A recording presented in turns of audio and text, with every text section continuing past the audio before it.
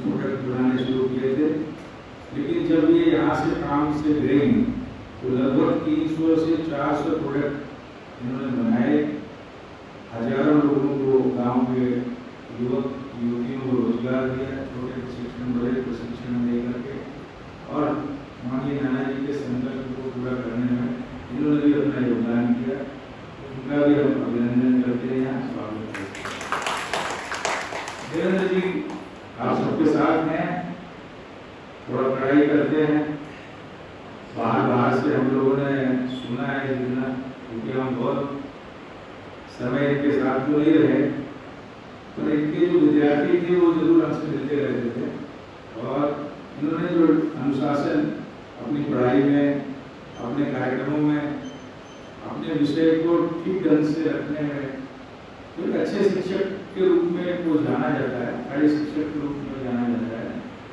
तो हो सकता है थोड़ी बहुत तकलीफ आपको फैकल्टी डेवलपमेंट प्रोग्राम में भी कुछ टाइमिंग को लेकर के, कुछ विषयों को लेकर के, कुछ विषय प्रतिपादन को लेकर के हो सकती है, लेकिन ये एक अच्छे शिक्षक है और भगवान की कृपा है कि फैकल्टी डेवलपमेंट प्रोग्राम बाकी जगह सर्टिफिकेट देने के लिए लोग करते हैं, प्रमोशन के लिए लेते हैं, नौकरी के लिए लेते हैं। आजकल बायोडाटा में पूछा जाता है कि कितने फैकल्टी डेवलपमेंट प्रोग्राम किए, कितने दिन के किए, किस विश्वविद्यालय में किए हैं, अगर रूरल डेवलपमेंट का कोई कोर्स है तो गांधीग्राम में किया है क्या, या चित्रकूट ग्रामीण विश्वविद्यालय में किया है क्या, ऐसे अपेक्षा होती है। और हम सब ये मान के चलते हैं जब ग्रामीण विश्वविद्यालय में कोई प्रशिक्षण कार्यक्रम में आता है तो भले जो प्रशिक्षणार्थी यहाँ पहुँचने के पहले उसकी जो मानसिकता रहती है, और जिस दिन सर्टिफिकेट मिलता है क्या निकलते हैं, उस दिन तक उसका मन विचार कर्म से वो एक योग्य व्यक्ति के तौर पर अपने को पाता है, वो योग्यता सक्षम बन करके निकलता है, और कुछ न कुछ उसके अंदर भावना होती है, उस भावना के साथ वो काम करता है। शिक्षक प्राध्यापक इनको पैसा मिलना, उसके बाद में नौकरी करना, परिवार चलाना, ये तो सभी लोग करते हैं। परम श्रद्धेय नाना जी ने हम लोगों को यही सिखाया। हमारी शुरुआत यही से हुई, माननीय कुलाधिपति के सचिव के रूप में 1992, 93, 94 यहाँ पर माननीय कुलाधिपति के सचिव के रूप में काम किए। लेकिन नाना जी कहते थे आपको कार्यालय में बैठने की जरूरत नहीं है, काम आप 2 दिन में कर सकते हो। आप मोटरसाइकिल लो और इधर के आसपास के ग्रामों में आप जाइए, गाँव वालों से मिलिए, उनके साथ रहिए, उनको जानिए, समझिए, तब आप कर पाएंगे, आप करा पाएंगे।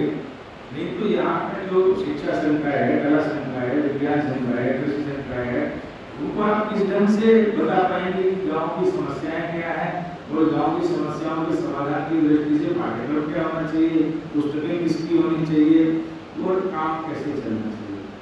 तो ये सब हम सबको इस परिसर में रहकर के सीखने को मिला है। विद्यार्थी के रूप में हम राष्ट्रीय स्वयंसेवक संघ के स्वयंसेवक के नाते हमने सीखना शुरू किया। बाल्यकाल से विद्यार्थी परिषद में लंबे समय तक काम करने का अवसर मिला, और उसके बाद जो भी कुछ सीखने को मिला वो चित्रकूट में मिला, नाना जी के द्वारा मिला, और नाना जी के द्वारा जो उनके द्वारा दिन प्रतिदिन के काम होते थे, उन कामों से वो हम लोगों को प्रतिदिन कुछ न कुछ नया सिखाते थे, हर दिन नया सिखाते थे।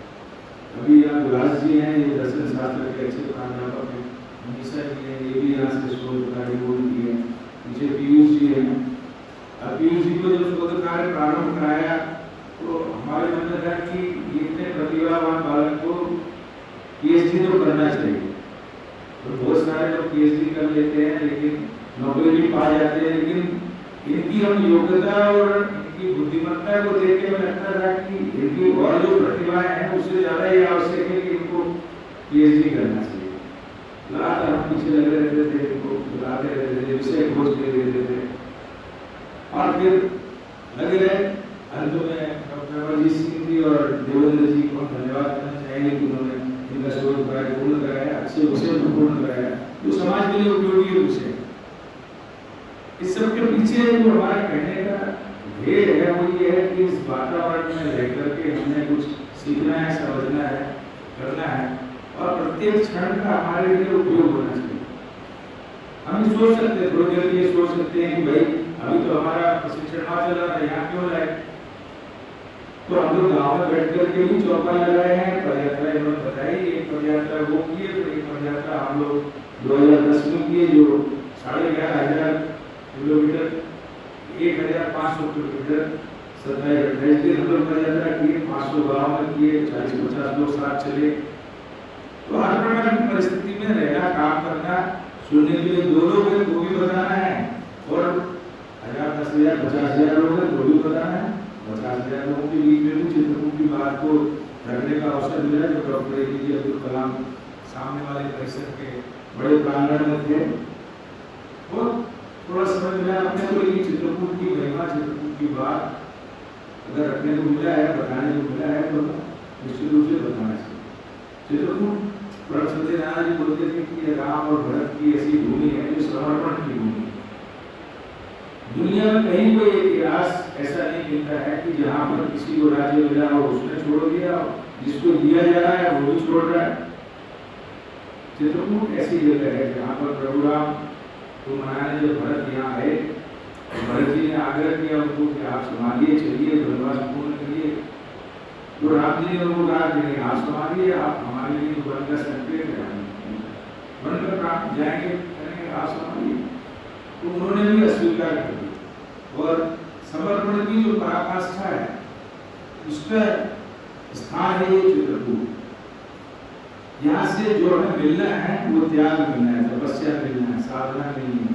यहाँ से हमें ये लेके जाना है जो हमारे जीवन को अच्छा बना सकता है, हमारे जीवन, हमारे व्यक्तित्व का निर्माण कर सकता है, हमें एक अच्छे व्यक्तित्व, एक अच्छी माइंडसेट, एक अच्छे एटीट्यूड के साथ समाज के सामने पहुंचा सकता है।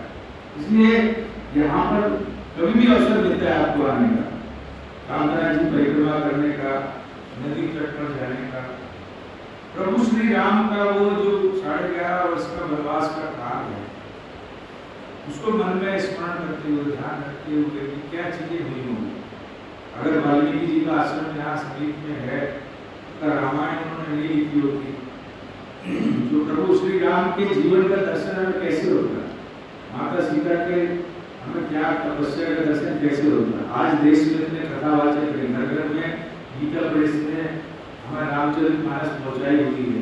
तुलसीदास जी हमारे समीप भी, जैसे लालापुर में महर्षि वाल्मीकि जी का आश्रम है, ऐसे राजापुर में वहाँ पे तुलसीदास जी का स्थान है, जिन्होंने हिंदी में रामचरितमानस आप सबको, हम सबको भी प्रभु राम ने जीवन दिया।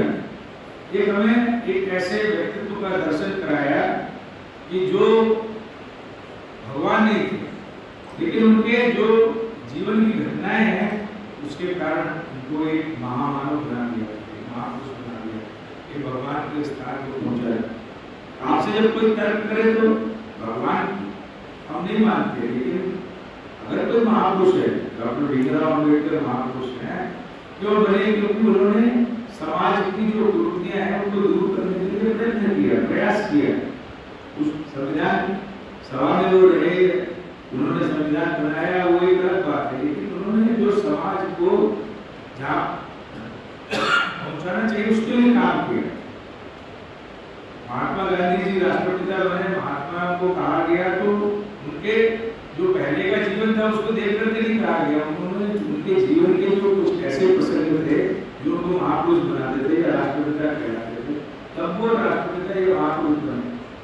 नेताजी सुभाष चंद्र बोस ने, चंद्रशेखर आजाद है, शहीद भगत सिंह है, कोई भी महापुरुष है, उनको भगवान का डर है। और नाना जी को भी आज भगवान के तौर पर देखते हैं। हम लोग 18 दिन 20 दिन 18-20 साल तक दिन रात साथ में एक ही घर में रहे, तब हम लोगों को ये अनुभूति नहीं होती थी। वो जो सुबह बताते थे, हम लोग शाम को करके दे देते थे। हम लोग सोचते थे भाई इनके ये काम कर रहे हैं, इनको खुशी होना चाहिए, इनको दे पा रहे हैं, तो अगर इससे संतुष्ट हैं तो हमारा रहना यहाँ साथ में इतने से खुश हो जाते थे। जब पद्म भूषण मिला, जब भारत रत्न मिला, जब देश में नाम की काम की चर्चा हुई, तो हम लोग पता कि आज तो कोई एक चित्र भी उनके साथ निकालता है और उसको फेसबुक पे या ट्विटर पे डालता है, तो लगता है कि भारत रत्न नानाजी देशमुख जी के साथ कभी उसने 1 सेकंड 1 मिनट 2 मिनट बताया। वो जो 1 मिनट 2 मिनट भी होता था वो बड़ा सार्थक होता था। आज के माननीय प्रधानमंत्री नरेंद्र भाई मोदी जी 2007 में आए, जहाँ दिन भर उन्होंने अपने काम को देखा, जाना, समझा, ना एक विश्वास शेयर किया। वो जो कर रहे थे उन्होंने अपने काम के बारे में भी बताया, और वो देश के जो महामहिम राष्ट्रपति थे, डॉक्टर अब्दुल कलाम हो या तब के नीलम सिंह रेड्डी हो, जो उनका पूछ रहे थे, उनके काम को देखे, जो भी रहे तो उनसे जो भी जानने समझने की कोशिश करते थे, सीखना चाहते थे, तो सीखते थे, करते थे। तो नाना जी या महात्मा गांधी जी या देश के जो भी कोई महापुरुष या हमारे आसपास के भी जो शिक्षक हैं, हमारे मित्र हैं, हमें दिन प्रतिदिन उनके साथ कुछ न कुछ सीखने का अवसर मिलता है। हम सबको वो सीखने का प्रयास करना चाहिए। हम सब सोचते हैं कि अभी इस बात को हमने आधा ही छोड़ दिया था, आगे आते हैं उस विषय पर कि आप लोग उस कमरे में थे जहाँ सफोकेशन था, निकल के आए, टैक्सी लेकर के आके बैठ गए, क्यों जरूरत थी भाई? हम आगे उस काम को कर सकते थे, लेकिन शायद आदरणीय कुलपति महोदय जी को लगा होगा कि उस स्थान पर विषय की गंभीरता कितनी रहेगी, आपका मन चित्त यहाँ रहेगा नहीं रहेगा, आप स्वस्थ मन से स्वस्थ रहते हुए उस बात को सुन सकेंगे कि नहीं सुन सकेंगे, उस पर कितना प्रभाव होगा, तो हमारे जीवन में याद रखें।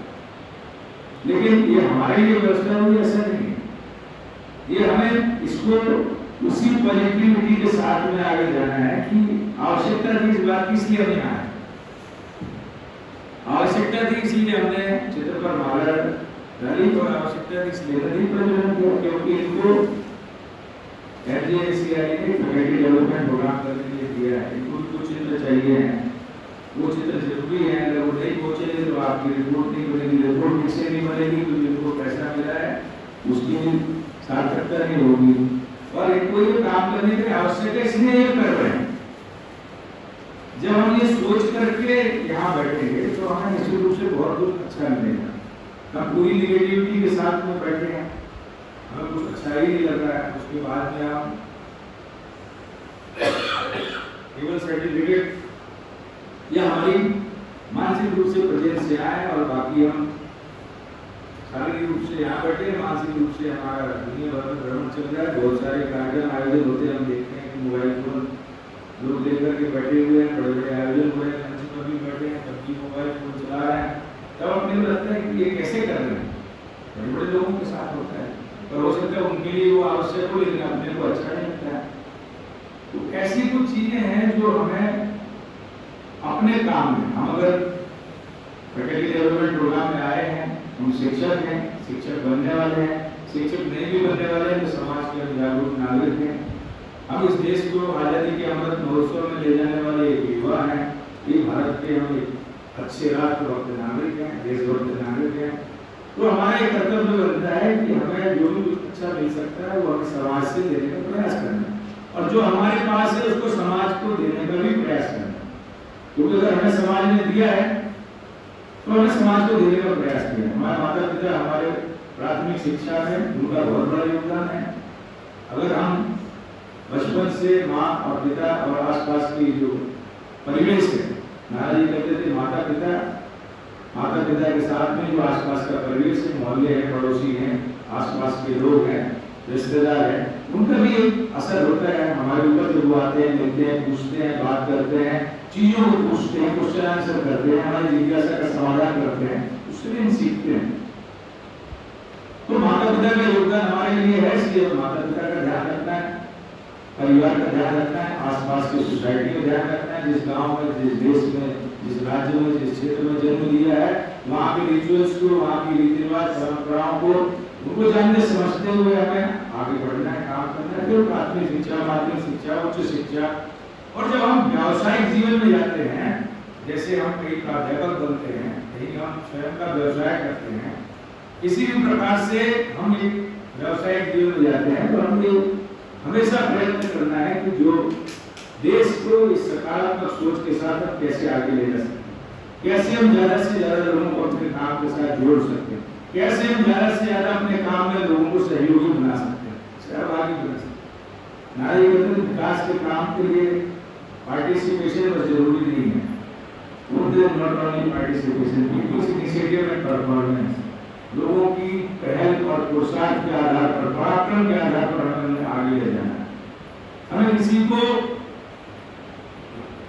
रोटी उपलब्ध कराने के लिए, गेहूं, दाल, चावल उपलब्ध कराने के लिए उनको हमें भिखारी नहीं बनाना है, उनको आत्मनिर्भर बनाना है, स्वावलंबी बनाना है, उनको आत्मनिर्भर बनाना है, उनको गरीबी से हम बाहर निकालना है।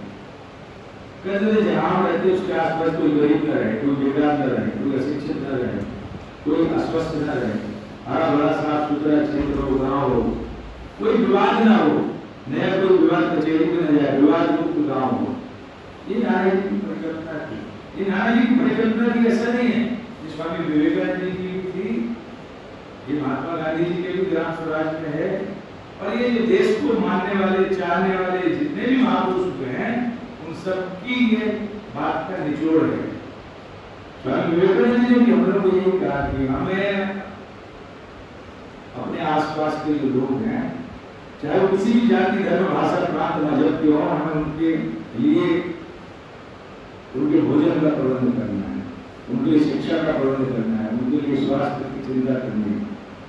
आज हम देखते हैं कि आसपास में शिक्षा उपलब्ध करने और कराने के लिए लोग जानकारी के अभाव में बहुत अधिक पैसा खराब करते हैं और बच्चों को जो शिक्षा देना चाहिए नहीं देता, केवल जानकारी के अभाव। हो सकता है वहाँ नवोदय विद्यालय, हो सकता है केंद्रीय विद्यालय हो सकता है कोई शासकीय विद्यालय अच्छा हो, लेकिन उसको जानकारी नहीं, तो प्राइवेट स्कूल में अंग्रेजी माध्यम में पढ़ाना चाहते हैं, क्योंकि उनकी जानकारी नहीं। इतने सब सोशल मीडिया, इतनी सब डिजिटल मीडिया, ये सब होने के बाद भी जानकारी का अभाव भी गाँव गाँव में इतना है। 4G से 5G तक भी पहुँच रहे हैं, लेकिन अभी भी यह आवश्यकता है, जो माननीय प्रधानमंत्री जी का आह्वान है, जो उनका आग्रह रोज है सारे देशवासियों के साथ, तो हम पढ़े लिखे हम आसपास की चीजों को भी ठीक रखें। जो बच्चे नहीं पढ़ने जा पा रहे स्कूल, वो कैसे पढ़ सकते हैं इसकी चिंता करें। जो अस्वस्थ हैं वो स्वस्थ कैसे हों, बीमार ना हो, इसकी चिंता वो करें। आज उपचार में लाखों रुपए लोगों को खर्च होते हैं, गरीब लोग मर जाते हैं। आयुष्मान कार्ड बना है, 5 लाख रुपये हमको सरकार भी दे रही, उसके बाद भी वो स्वस्थ नहीं रह पा रहे। क्यों? क्योंकि प्राथमिक चिकित्सा की व्यवस्था और उस व्यवस्था को मजबूत करने के लिए जो तंत्र चाहिए, उसमें जो सहयोग करने वाले लोगों की भावना चाहिए, वो नहीं है, वो अपने तक ही सीमित है। हमारे घर में कोई बीमार न पड़े तो अच्छा है, बगल वाले के घर में बीमार पड़ेगा तो चिंता की बात है। लेकिन अगर हम बात करेंगे कि हम सब साथ मिलकर के चलेंगे, जो कम्युनिटी मोबिलाइजेशन की बात है, जो कम्युनिटी पार्टिसिपेशन की बात है, जो पीपल्स इनिशिएटिव की बात है, वो इसी में है कि अगर हम बगल वाले के स्वास्थ्य की चिंता करेंगे तो निश्चित रूप से जब हम अस्वस्थ होंगे तो वो हमारी चिंता करेंगे। अगर हम केवल अपनी चिंता कर रहे हैं तो हम एम्बुलेंस भी नहीं बुला पाएंगे और चले जाएंगे।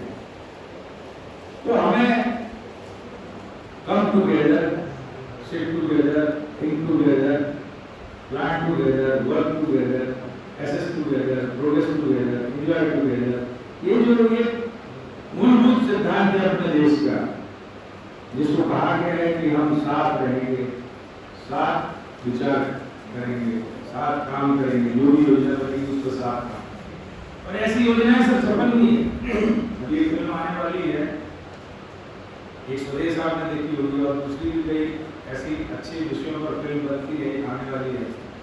अभी कितने वर्षों पूर्व पीने के पानी के अभाव के क्षेत्र को दूर करने के लिए जो राजा महाराजा ने सोचा, जनता ने सहयोग किया। राजा महाराजा सोच लेंगे, पैसा खर्च कर देंगे तो भी नहीं होने वाला।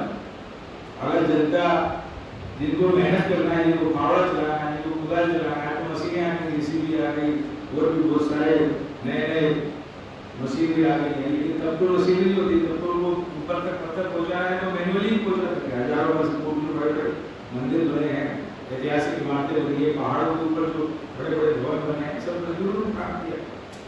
अगर वो मजदूर काम नहीं किए होते, उन मजदूरों की राजाओं ने भी चिंता नहीं की होती, तो शायद मजदूर काम नहीं करते।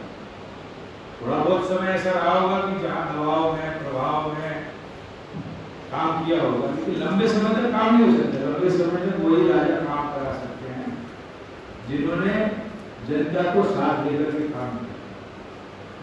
तो ऐसे लोगों के विचारों को जानते समझते हुए हमें अपने जीवन को अच्छा बनाने के लिए जहाँ कुछ से भी अच्छा सीखने को, समझने को मिलता है, उसको हमें सीखना है, समझना है, काम करना है और अपने व्यक्तित्व को अच्छा करना है, तब हम लोगों को जोड़ सकते हैं, उसको आगे बढ़ा सकते हैं, उस चीज को अच्छा कर सकते हैं।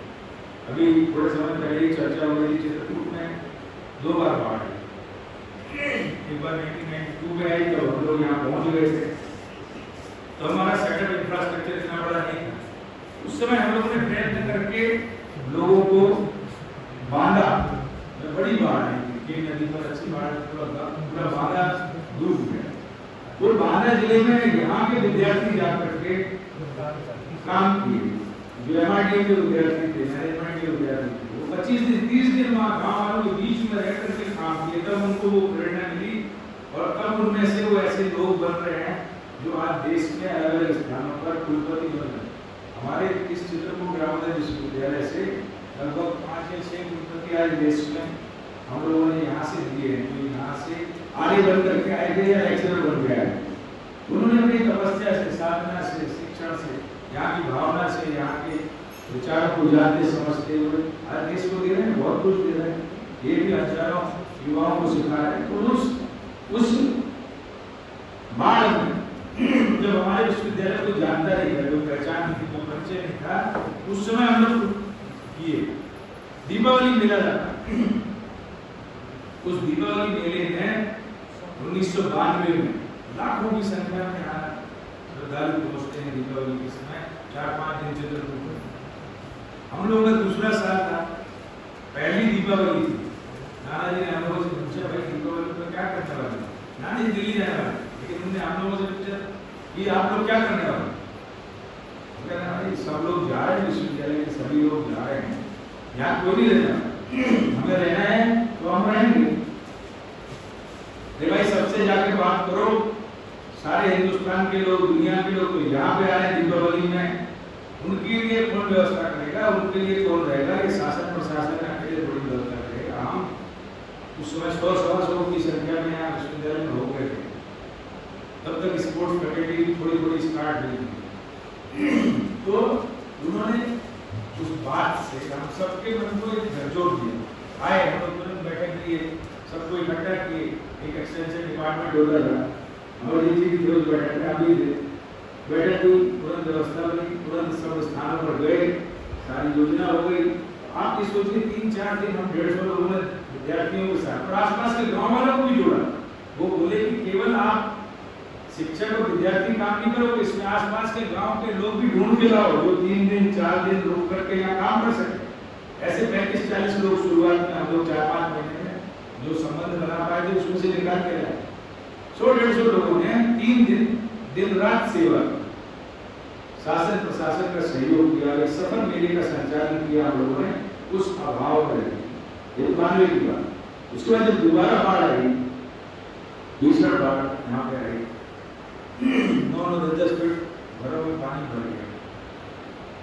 तब गृह मंत्री और प्रधानमंत्री अडवाणी जी थे, उन्होंने नाना जी कहा, नाना जी आप सियारा कुटी में हैं, आपको हेलीकॉप्टर भेज रहे हैं, आप वहां से निकल के आए।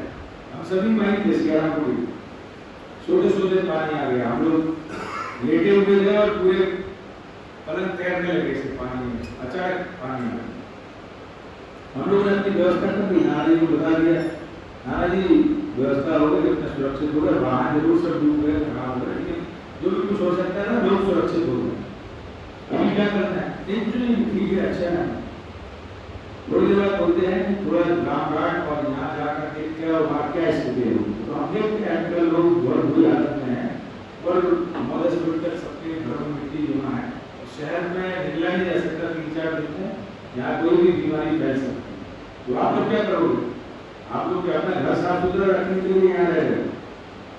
नहीं ना, क्या करना चाहिए? नहीं करना क्या चाहिए? आप लोग निकलिए, जाइए और 3 दिन के अंदर, 2 दिन के अंदर जो भी व्यवस्था हो सकती करिए।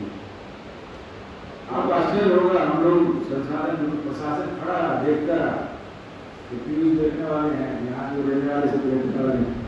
हम लोगों ने 3 दिन का 1.5 दिन के अंदर डीजल इंजन जुटाए, पंप जुटाए, ट्रैक्टरों में लोग लाए और आप आश्चर्य करेंगे पूरे यहाँ स्फटिकशिला से लेकर रामघाट उत्तर प्रदेश तक का पूरा साफ स्वच्छ एकदम कर दिया और जनजीवन 3 दिन के अंदर चालू हो गया।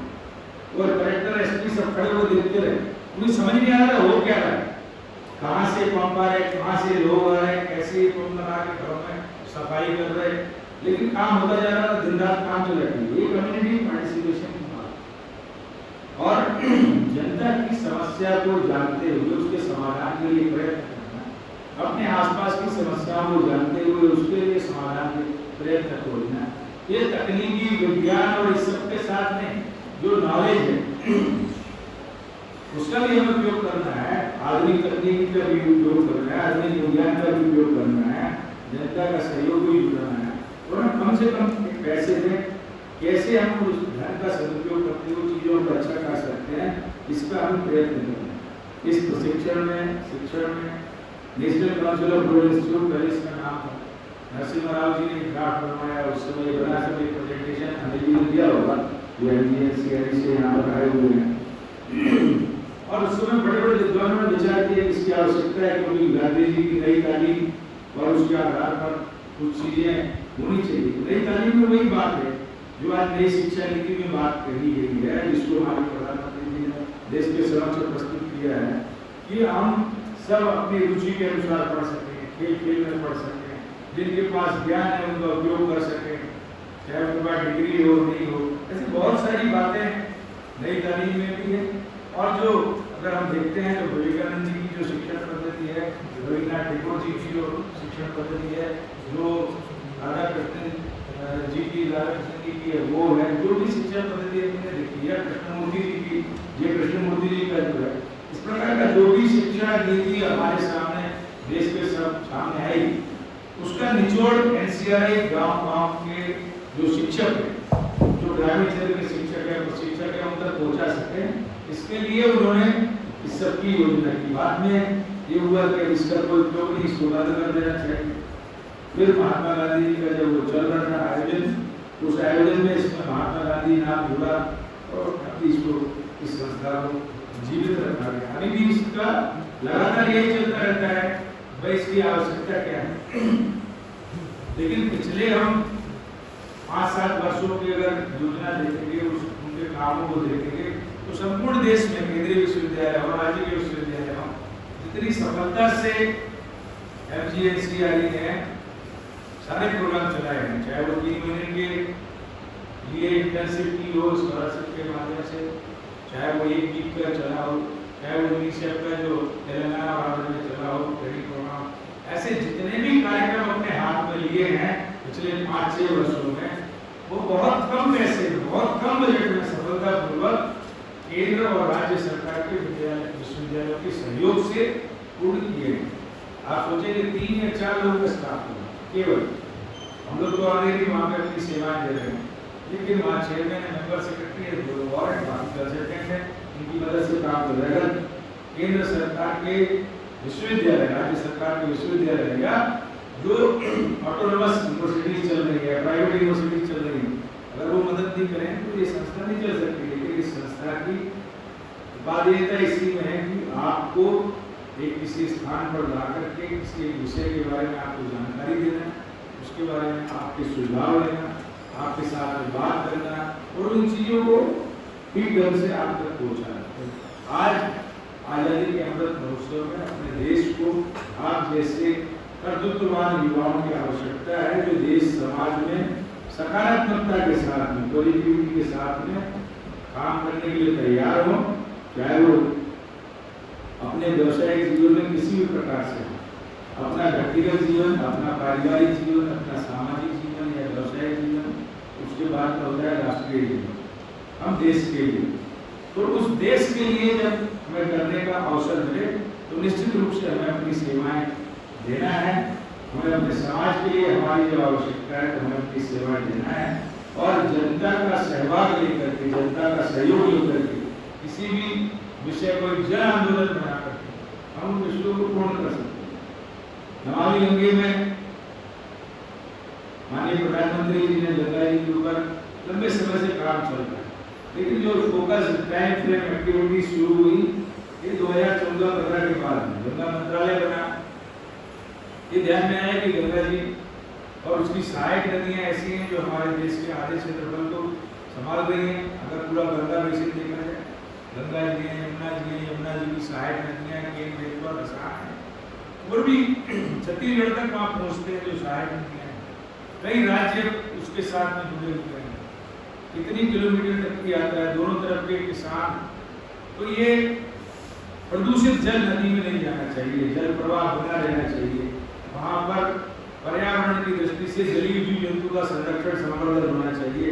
तो माननीय प्रधानमंत्री जी को ध्यान में आया कि अगर हम इसको एक विशेष मंत्रालय बनाकर अगर फोकस एक्टिविटी लेकर के कुछ टाइम फ्रेम में डाल करके काम करेंगे तो हो सकता। उसमें भी उन्होंने आगे चल करके राष्ट्रीय स्वच्छ गंगा मिशन बनाया, जिसमें उन्होंने अलग से रजिस्ट्रेशन कराया, उसकी ATG भी उसके लिए अलग से लिया, जिसमें CSR फंड में भी अभी हमने देखा होगा कि उनको जो देश भर में जितने पुरस्कार या जितने उपहार मिलते हैं माननीय प्रधानमंत्री जी को, उसका जब ऑक्शन होता है तो ऑक्शन में जो पैसा आता है वो गंगा जी के लिए जो नमामि गंगा अभियान चल रहा है, जो राष्ट्रीय स्वच्छ गंगा मिशन के द्वारा जो काम चल रहे हैं, यहाँ पर घाट की आवश्यकता है, जहाँ पर कोई स्वच्छता गृह की आवश्यकता है, यहाँ पर जलीय जीव जंतु के संरक्षण की आवश्यकता है, ऐसे स्थानों पर जहाँ सरकार का कोई बजट नहीं है, उसमें वो जो माननीय प्रधानमंत्री जी को बाहर में मिले सामानों का जो ऑप्शन होता है, जो राशि आती है वो जाती है,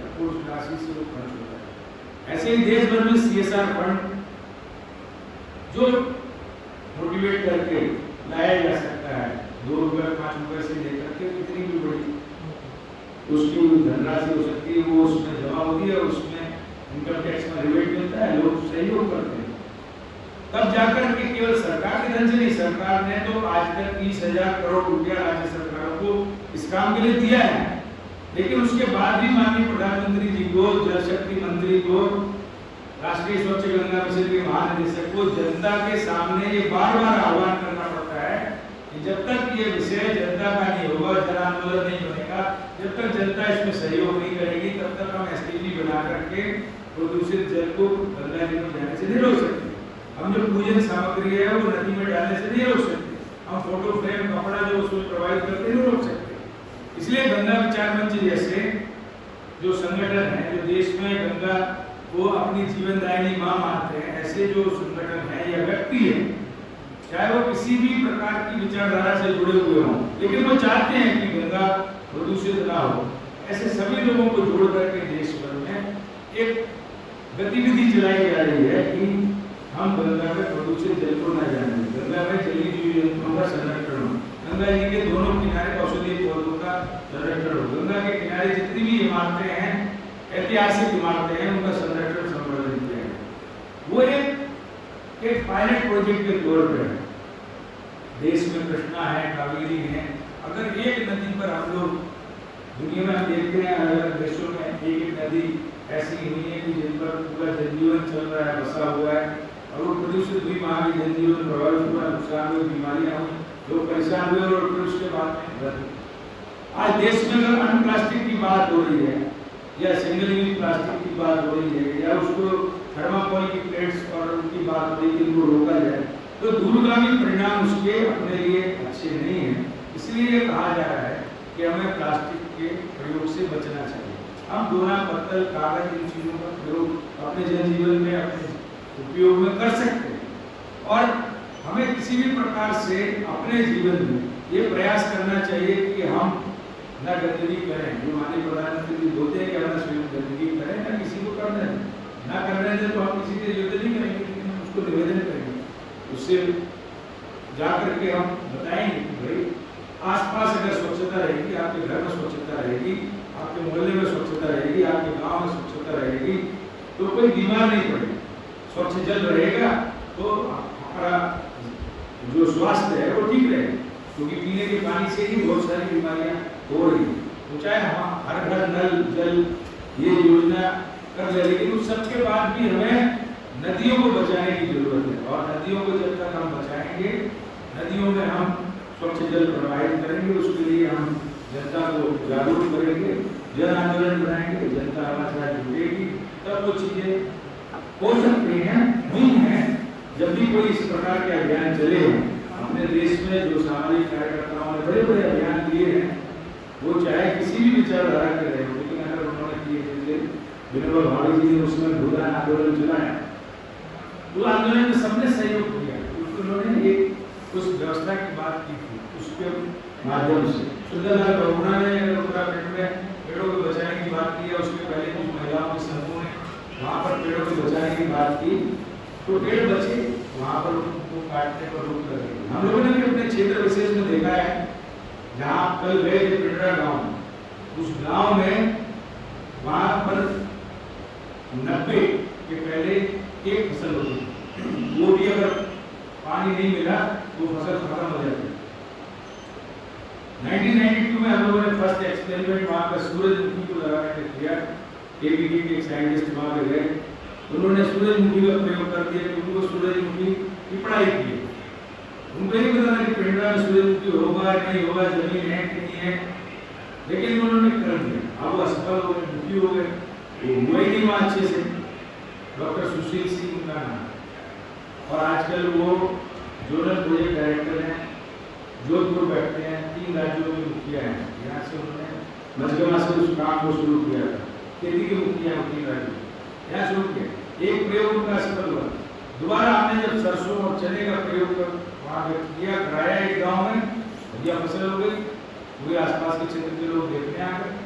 उसके बाद हम लोगों ने फिर वहाँ पर सिंचाई के लिए नदी में कहाँ चेहरे बनाए जा सकते, कहाँ पानी रोका जा सकता, फिर वहाँ 2 फसल आराम से ले रहे हैं नदी किनारे पर लोग। वहाँ पर गेहूँ भी हो रहा है, धान भी हो रही है, और चना सरसों जो भी दिया जा सकता है सब हो रहा है। तो समस्या के आधार पर समाधान के लिए प्रयत्न करना, ये हमें प्रयास करना है। और हम ये हमेशा देखेंगे कि जो समस्याएं हैं, उन समस्या को ध्यान में अपने को जानना है, समझना है, उसकी कॉज में जाना है कि ये समस्या कहाँ पर है, और उसके रूट कॉज पर हम जब उसके जो जड़ है समस्या की उस पर जाएंगे और समाधान के लिए जनता को जुटाएंगे। सरकारी पैसा कितना भी हो, संसाधन कितने भी हो, लेकिन समस्या जिसको है, जब तक उसको अपने साथ हम नहीं लेंगे, चाहे आप शिक्षक या विद्यार्थी के नाते प्रत्येक विद्यार्थी का नाम याद रखना। इन्होंने बताया उसका भी हम एक उदाहरण देकर पूर्ण करेंगे कि अगर इनको अपनी कक्षा के सारे विद्यार्थियों के नाम पता है तो इनको डंडा लेने की जरूरत ही नहीं है। अपने यहाँ सरकार को जो कानून बनाना पड़ रहा है उसकी जरूरत ही नहीं है। अगर प्राथमिक शिक्षा में जो दीदी या आचार्य जी या शिक्षक लोग काम कर रहे हैं, जिन्होंने एक नाम बनाया है अपने अपने गांव में, तो जिस शिक्षक को अपनी कक्षा के प्रत्येक बच्चे का नाम पता है, प्रत्येक बच्चे का घर पता है, प्रत्येक बच्चे के माता पिता से मिला हुआ है, उसको कभी भी डंडा चलाने की आवश्यकता नहीं है। वही उदाहरण हम सबको भी प्रस्तुत करना चाहिए कि हम जहाँ रह रहे हैं, काम कर रहे हैं, तो हमें किसी को डराकर धमकाकर नोटिस जारी करके हम जो करना चाहते हैं वो नहीं कर सकते। और वो 8 घंटे 10 घंटे में नहीं हो सकता जो आप 1 घंटे में मुझे करा सकते हैं। उनको जानते समझते हुए, अगर आप उनके मन को जान रहे हैं, समझ रहे हैं, उसकी स्किल को समझ रहे हैं, उसकी जानकारी को समझ रहे हैं, तो आप निश्चित रूप से उससे जो आप कराना चाहते हैं वो करा। सतीश जी की अगर कोई विशेषता है तो वो चक्रधर की नहीं हो सकती, वो पीयूष जी की नहीं हो सकती। आपको ये पता होना चाहिए कि पीयूष की क्या विशेषता है, वो आपको पीयूष से कराना, जो चक्रधर की विशेषता है वो चक्रधर से कराना, जो मनीषा जी की विशेषता है वो मनीषा जी का। ये तब पता होगा जब आपका उसके साथ आदान हो। और ये अपने व्यावसायिक जीवन में जरूरी है। अगर आपको जीवन में सफल होना है तो ये जरूरी है। और भगवान कामधना जी की कृपा से, परम सत्य नारायण जी के आशीर्वाद से ये लोगों ने देखा है 25 वर्षों तक जो यहाँ पर चित्रकूट की जनता को जो हम लोग दे सकते थे वो पूरी तरीके से दिया, पूरा दिया। उसमें कहीं कोई किसी प्रकार का मन में कोई भावना नहीं रहती कि अपना है, ये पराया है, ये कांग्रेस का है, बीजेपी का, ये बसपा का है, ये सपा का है, ये अच्छा है, ये बुरा है,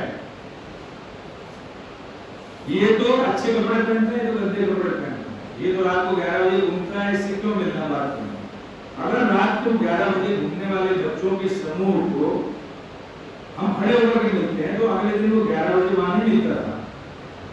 इस विश्वविद्यालय में हमने 5 तरह के चुनाव में केवल 3 साल काम किया और चित्रकूट क्षेत्र में 25 साल काम किया। लेकिन जब हम निकलते थे यहाँ पर या नंदिता निकलती थी यहाँ पे, तो किसी भी स्थान पर, चाहे वो जानता हो ना जानता हो, इतना जानता है कि ये आदमी जा रहा है, चेहरा ना भी जानता हो, बहुत सारे लोग चेहरा नहीं जानते थे वहां, उस स्थान पर अगले दिन आपको नहीं मिलेंगे वो, और हम उसके घर में जरूर मिलेंगे। हम रात को पता करते थे कि कौन से बच्चे किस हॉस्टल के हैं, किस घर के हैं, किस मोहल्ले के हैं, और हम उनको कुछ नहीं बोलते थे। अगले दिन हम उनके घर होते थे, उनके माता पिता के पास होते थे, चाय कॉफी पी रहे होते थे, नाश्ता कर रहे होते थे, वो आता था वहाँ पे, बच्चा देखता था, चला जाता था, समझता नहीं था, अगले दिन वहाँ नहीं मिला सकता था। ये नाना जी से सीखा है हम लोगों ने, उनके जीवन से सीखा है, उनके व्यक्तित्व से सीखा है। ये महापुरुषों की जो नाना जी बोलते थे, प्रत्येक महापुरुष की तरह मोटी मोटी किताब, उन्होंने 2000 जीवनियां पढ़ी थी, तो हम लोग बोलते थे हमारे तो पढ़ने की आदत नहीं है, तो पढ़ती है थोड़ा बहुत, हमारे बिल्कुल भी पढ़ने की आदत नहीं लगा था। हम 2-3 दिन पढ़ के ही परीक्षा दिए हैं, जो भी परीक्षा दिए हैं, और भगवान की कृपा से अच्छा स्थान पाते रहे।